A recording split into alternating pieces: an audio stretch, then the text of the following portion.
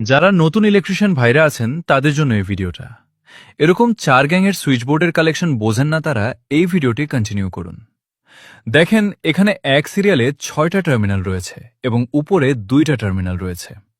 এর মধ্যে circuit breaker থেকে মেইন লাইন ইনপুট হওয়ার জন্য L1, L2, L3, L4 terminal রয়েছে এবং আউটপুট হওয়ার জন্য 4টা টার্মিনাল রয়েছে।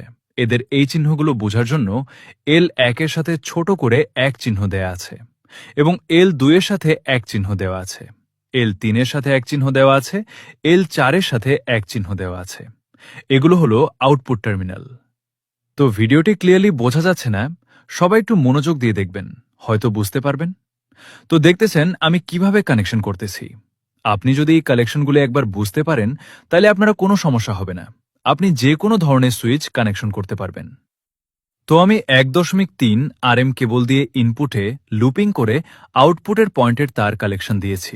আমার কাজটা কমপ্লিট। এরকম ইলেকট্রিক ইন্টারেস্টিং ভিডিও পেতে আবু সাইদ